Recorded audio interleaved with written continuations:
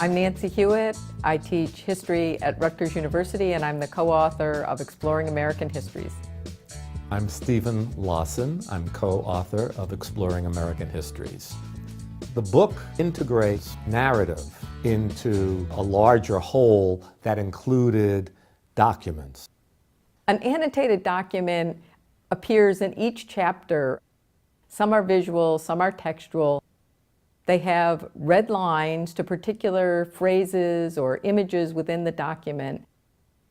And then at the bottom of the annotated document, there's a put it in context question where they're asked to think about how this document fits into the overall narrative of the chapter. A document project is a really important part of engaging students in the act of doing history rather than just passively listening to a historian lecture at them. So for a good document project, you want 5 or 6 documents that come at a topic or an issue from a variety of perspectives.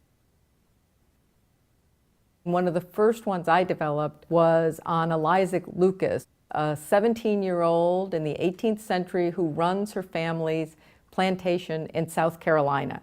She decides she's going to start cultivating indigo, which had not been grown in South Carolina at all.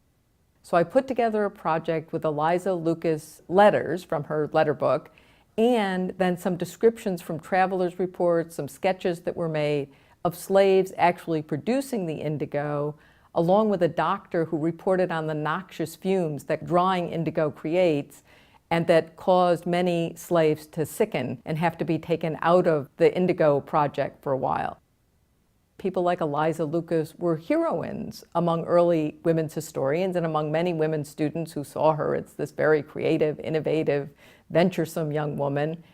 But of course, she's also a slave owner. And so my students would have to decide, were they going to interpret these documents in a way that highlighted the heroics of Eliza Lucas, or were they going to emphasize her role as a slave owner in which she profited immensely from the labor of others?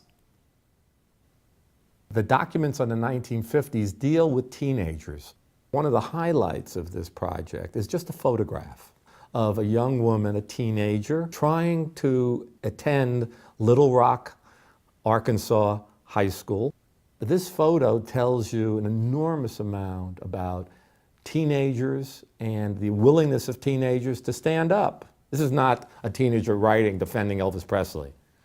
This is a teenager risking her life to carry out the principles of the American Constitution.